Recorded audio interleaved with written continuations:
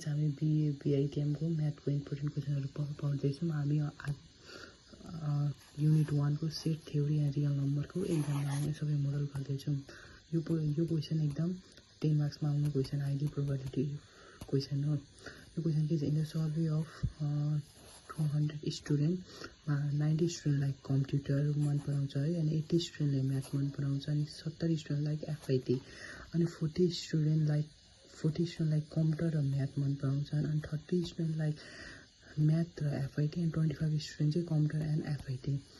If 15 स्टुडेन्टलाई चाहिँ तीनटै सब्जेक्ट मन पराउँछन् भने find the number of student with like none of this subject. यो सब्जेक्ट कुनै नम्बर कतिजना रहेछन् भने 2 निकाल्नु पर्ने, अनि number with like exactly 2 subject भन्ने छ।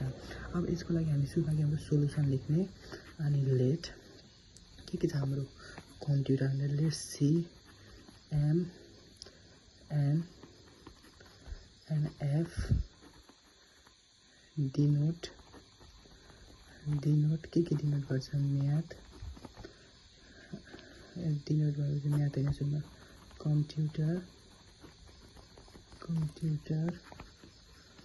म्याथ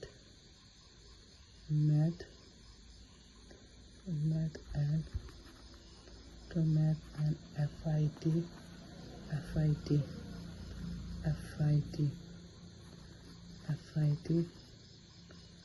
रेस्पेक्टिभली डिनोट गर्छ of the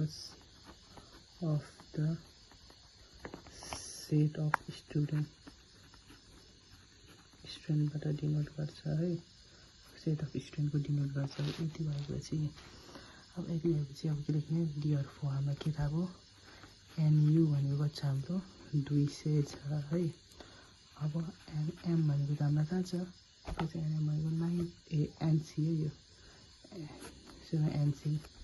एनसी कम्प्युटरको छ हाम्रो 90 छ, अनि हाम्रो एफ भनेको चाहिँ कति छ हाम्रो 80 छ, अनि एफ भनेको त 40 छ हाम्रो, एन 40 भयो हैन, अनि 70 रहेछ यो, हल्का झुक्किन्छ यो क्वेसन हेर्ने 40 छ।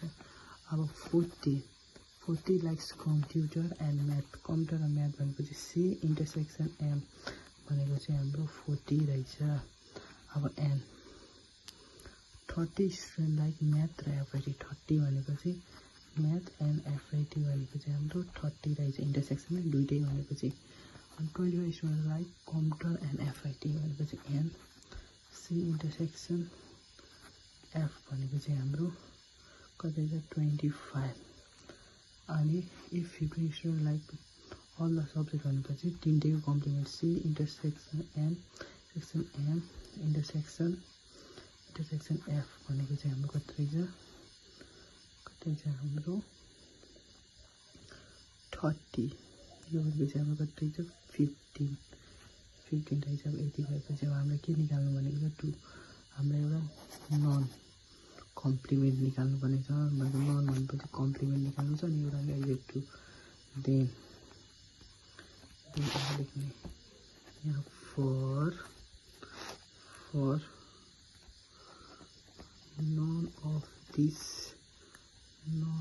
दिस सब्जेक्ट को लागि, नन अफ दिस सब्जेक्ट हामीलाई के थाहा हुनुपर्छ सुरुमा एन हामीले थाहा गर्नुपर्छ